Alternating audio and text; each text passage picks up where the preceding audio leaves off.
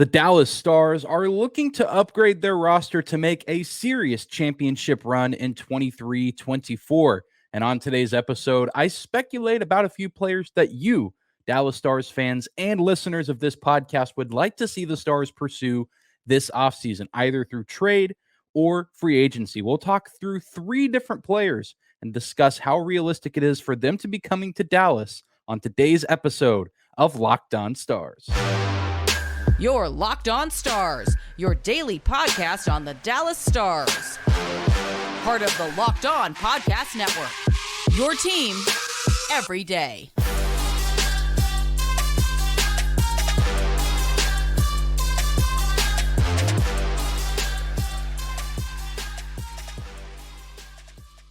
Howdy, Stars fans. Welcome back to the Locked On Stars podcast, the only daily podcast covering the Dallas Stars. Part of the Locked On Podcast Network, your team every day. I'm your host, Dane Lewis, your local expert on all things Dallas Stars hockey, coming to you on this Friday, June 23rd. And today's episode is brought to you by Gametime. Create an account and use code LOCKEDONNHL on the Gametime app for $20 off your first purchase. And whether this is your first time here or you are a recurring listener, thank you for stopping by and making Locked On Stars your first listen every single day. Be sure to subscribe to the show on YouTube. Follow along on your favorite podcasting platform of choice. We are always free and available no matter where or how you choose to listen. And today I wanted to talk about some different players that the Stars could pursue either through trade or free agency. But I wanted to take you guys' suggestions from social media. Asked on Twitter a few names to get thrown around, and today I want to talk through a mixture of some of the most popular players that were named, and then also some of the most intriguing ones, and maybe some more of the realistic ones, the players that the Stars could be looking at adding here over the next few months as they prepare to hopefully get back to the Western Conference Finals and go a little bit further this upcoming season. And the first player I want to discuss comes from the Calgary Flames, and this would be a move that would have to be made through a trade. There's been plenty of news coming out of Calgary over the past few days via Frank Saravalli that three key Calgary Flames players are not interested in staying with the team long-term. Mikael Backlund, Elias Lindholm, and Noah Hanifin. Noah Hanifin, defenseman, is the big one that I have circled amongst those three. Maybe there's some perks to adding the other two as well that maybe can be discussed at a later date. But when you take a look at what the Dallas Stars need and where they're likely looking to bolster their roster, the idea of adding Noah Hanifin has several NHL clubs salivating over adding some very good defensive depth to their roster. And I think the Dallas Stars are probably among that group of clubs that would like to add Hanifin's services to their team. Hanifin is 26 years old, coming in at 6'3", 207 pounds. So he's a defenseman that's packing a pretty decent amount of size, coming off a season where he scored 7 goals and 31 assists, 38 points in 81 games played this year. He has 239 points over the span of nearly a 600-game career, a total of 598 total regular season games. So this is a guy who isn't an older aged veteran, but a guy who has been around the league for quite some time, has very good, very adequate experience, and can produce pretty well offensively while also still playing a really nice and clean game on the defensive end of the ice as well. The only big logistical issue with adding a player like Hanifin is he is a left-handed defenseman, which the Stars already have a ton of. And this is something that I think that the team could work around, as they've been working around issues like this over the past few seasons. And you know, Hanifin's one of those guys where there's not necessarily one place in particular I say that you can put him. He seems like the kind of guy that you can plug and play just about anywhere defensively. I think he would find himself probably somewhere in the top 4. I don't think that he would go on the bottom pair, but he would be a very nice player to add just in terms of everything that he brings to the table: size, a little bit of offensive ability, but also the ability to play pretty solid defense. And there's actually an article that just came out a couple of days ago from Julian McKenzie on The Athletic that actually laid out a very interesting trade idea that I found very intriguing. And the trade goes like this. The Dallas Stars if they traded with the Flames, would receive Noah Hanifin, and the Calgary Flames would receive Colin Miller,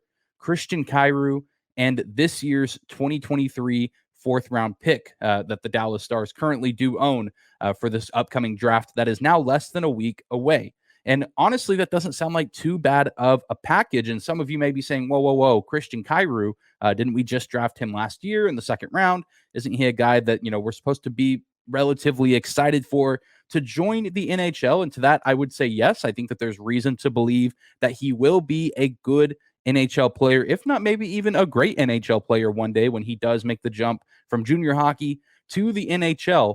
But I would argue that the Stars already have a defenseman with a similar build to Kyrou and a guy who can maybe be at the same potential one day already on the NHL roster in Nils Lundqvist. And if anything, Lundqvist might have a little bit more upside because he is slightly, just ever so slightly bigger. Really not too much difference in size, but I think weight does make a little bit of a difference. And of course, Christian Kyrou might grow a little bit as he continues to age and develop. And especially once he does make it to the NHL, the strength training programs probably a little bit different and would probably add a little bit more to his frame. But both of them, again, similar size. Niels is 5'11", 190. Christian Kyrou coming in at 5'10", 183. So, I mean, you, yes, would be giving up a guy who has potential to be a top 4 defenseman in your organization, an offensive defenseman. But I think the Stars obviously have shown that they like Nils Lundqvist. They were willing to give up a first-round pick to acquire him. And they also, have held on to him. They gave him opportunities to play, but I don't think they overused him. But I think the potential certainly is there. And so you have a guy who is like Christian Kyrou, but he's already NHL ready. So you could trade the draft prospect, or really just the prospect at this point, because he's already been drafted, trade him to Calgary, and then you get a guy in Hanifin in return who also is NHL ready and at only 26 years old could still have some very serviceable years over the next handful of seasons. I'm not entirely sure what an extension would possibly look like, or maybe the Stars use Hanifin for one season and then they move on from him. Or maybe he's a guy who's acquired in the middle of the season at the deadline. And again, they just use him briefly and they let him go find an extension elsewhere. And the math could potentially work out for this trade. Again, Stars would get Noah Hanifin. The Flames would get Colin Miller, Christian Kyrou, and a 2023 fourth-round pick. And if my math is correct, if the Stars did that exact trade, the team would have around $4.2 million left in cap space, and that's without any retention on Calgary's end. I would be interested to see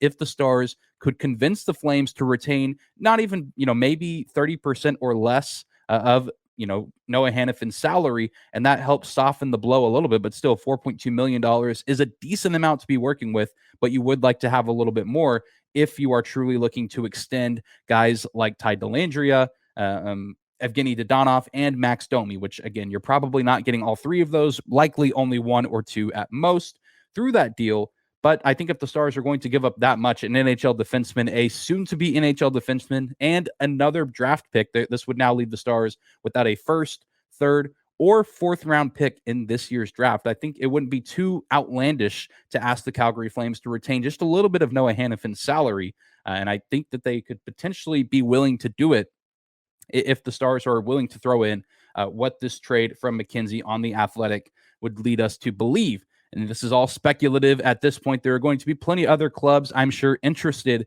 in trading for Noah Hanifin, as he would be one of the bigger names on the market for a defenseman that can be acquired this offseason.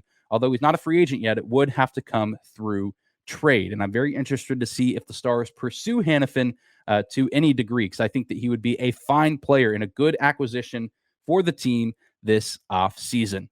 Well, from one defenseman in the Pacific Division to another, we've talked about Noah Hanifin, but now let's move on to a different guy that I think could provide some excellent defense for the Stars and truly bolster that blue line and make the team a little bit better defensively. Let's talk about Carson Soucy next.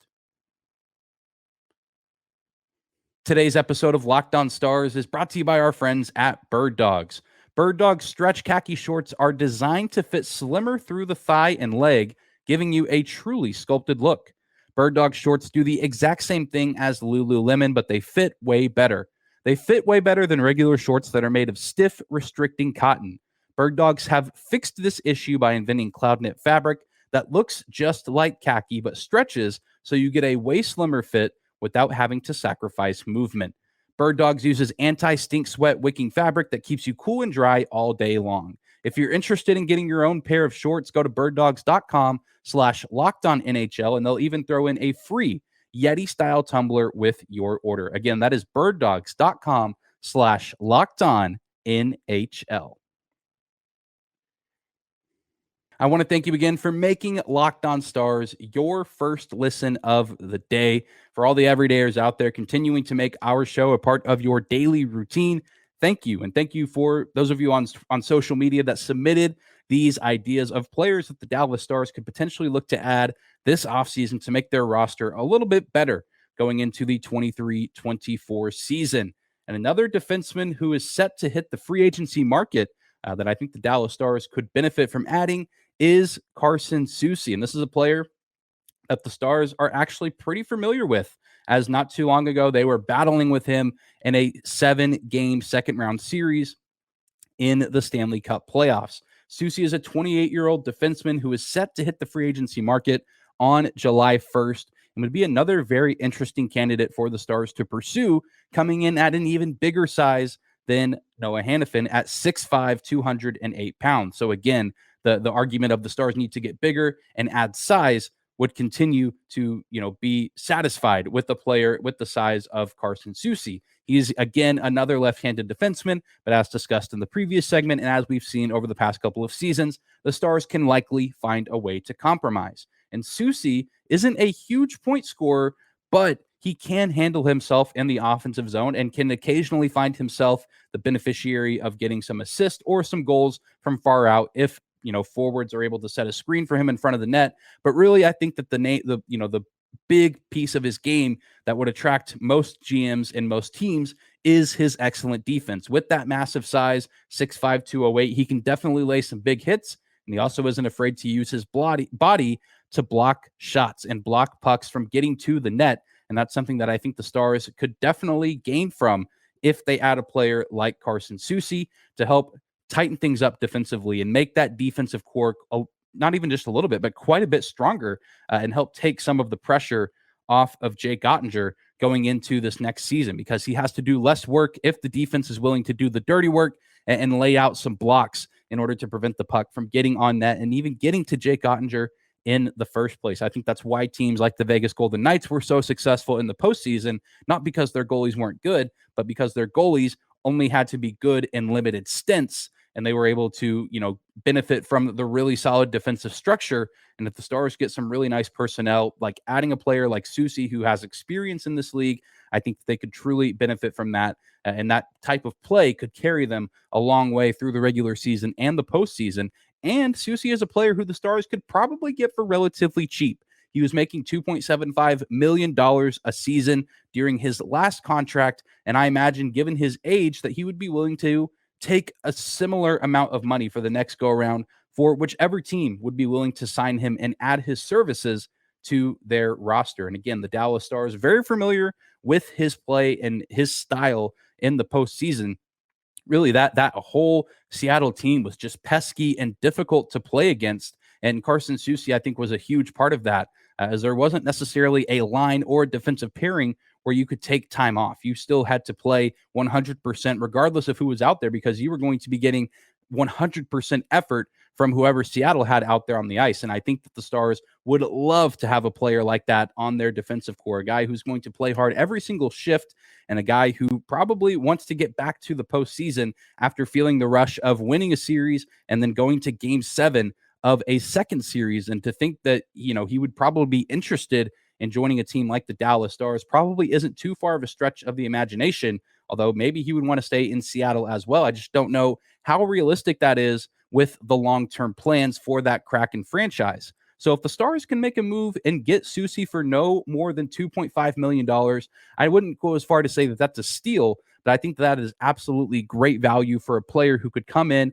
and chip in a little bit offensively. Again, not a huge point getter, not a big goal scorer, but certainly can hold his end on the offensive side. But then you're really adding a player that can bolster that defense and make life more difficult for opposing offenses, and since he's an unrestricted free agent, you wouldn't have to do so by trading either draft picks or any prospects. You could do it just spending the money that you do have, and maybe you make some other moves either through trade or whatever it takes to clear up a little bit more cap space, where you can then sign some of your other forwards and maybe make a few other moves, some other smaller moves. But I think Carson Soucy would be a great player for the Dallas Stars to target this offseason. A little bit easier to acquire guys via free agency, and this could be a sneaky good pick to help give the Stars some much needed depth on the blue line. Well, from the blue line to the offensive side of things, I want to talk about one more player who's garnered a lot of traction and attention over the past few weeks because no one really knows where he's going, but wherever he does go, that team will be getting better. We'll talk about Tyler Bertuzzi and whether or not it would work for him to come play in Dallas coming up next. Today's episode of Locked On Stars is also brought to you by our friends at Gametime. Buying tickets to your favorite events shouldn't be stressful. Gametime is the fast and easy way to buy tickets for all the sports, music, comedy, and theater near you. With killer deals on last-minute tickets and their best price guarantee, you can stop stressing over the tickets and start getting hyped for all the fun that you'll have. Forget planning months in advance. Gametime has deals on tickets right up to the day of the event. So get exclusive flash deals on tickets for football, basketball, baseball, concerts, comedy, theater, and more. Just download the Gametime app, create an account, and use code LOCKEDONNHL for $20 off your first purchase. Terms apply. Again, create an account, use code LOCKEDONNHL for $20 off. Download Gametime today. Last-minute tickets, lowest price guaranteed. Third and final segment of today's episode of Locked On Stars, talking about Tyler Bertuzzi, the last player that was pretty popular whenever I went on Twitter and asked Stars fans who they would be interested in seeing the team acquire this offseason. And I know that he is a forward, and we're really thinking a little bit more defensive here, wanting to add players to the Stars defensive core. But I think that this is a guy that Stars fans would absolutely love to watch play, simply just because of the way he actually plays the game and his presence on the ice. Tyler Bertuzzi, in my eyes, is Max Domi, but a little bit taller, coming in at 6'1", a couple of inches taller than Max Domi, who I know myself and many other Stars fans would like to see kept on the team. But if for some reason the Stars aren't able to hold on to Domi, I think it would be interesting to see them pursue a player like Tyler Bertuzzi, who can come in and play a little bit of the agitator role. But over the past few seasons, I think he's really found a nice scoring touch to complement his game that makes him a complete package type of player. A couple of seasons ago, a full season in Detroit, or near full season in Detroit, he put up 62 points in 68 games played, and then got off to a slow start with the Red Wings this past season, but then just absolutely exploded after the trade deadline once he was acquired by the Boston Bruins. He scored 16 points in his final 21 regular season games with the Bees, and then had a whopping 10 points in 7 playoff games. A lot went wrong for the Bruins against the Florida Panthers, but Tyler Bertuzzi was not one of those things or players. He was fantastic for the Boston Bruins, especially on offense down the stretch of the regular season and in that series against the eventual Eastern Conference champion Florida Panthers. The biggest red flag for a guy like Tyler Bertuzzi would be the amount of money that he's probably going to be seeking. His last contract, he had an AAV of $4.75 million and would probably be looking for a substantial upgrade in pay after that, somewhere north of $5 million, if not even more so. Which would make things incredibly difficult for the Stars in terms of trying to compensate that while also filling some other needs or re-signing other players on the roster and adding them to the lineup for the next season as well. Wouldn't necessarily solve the Stars' blue line issues, but I do think that he would be a fun piece to add to the forward core. Again, I think Stars fans would really enjoy watching him play, and I think he would bring a lot to the table offensively, but then also, he can play a little bit of defense. He can play on the power play. He can play shorthanded and could possibly be a candidate to play alongside Tyler Seguin on the second line, which, of course, when you're talking about needs for the offseason, I think it goes defense and then finding some truly good pieces to put around Seguin on line 2 for this Stars roster. And I think Bertuzzi would fit that billing perfectly. It's just a matter of making the cap work and making sure that Bertuzzi gets compensated fairly to what he thinks he's worth getting paid, but also where the Stars aren't having to break the bank to bring in a guy who could provide some value now and maybe over the next few seasons, but you wouldn't want to necessarily make a huge long-term investment in, as he is a little bit weathered down, not an incredibly older player, but a guy who probably, just the way that he plays the game, his value might go down over the next few seasons. This is probably, of the three players I've discussed today, the one I think is least likely to happen for the Stars. But I know that there were some rumblings during the trade deadline of this past season that the Stars were potentially interested in adding Bertuzzi. They were pretty quickly put to bed, but there were mentions of it. So I wouldn't be surprised if Jim Nill is once again interested in adding the services of Tyler Bertuzzi to the lineup. And I think that he would fit in very well with the players already on the team, and that Pete DeBoer would enjoy having him at his, in his arsenal and at his disposal to use on a nightly basis with this Dallas Stars core. But let me know in the YouTube comment section down below, if you're watching there, what your thoughts are on these three players. Who did I miss? Who else do I need to cover in terms of players that the Dallas Stars should be looking to add to their arsenal this season?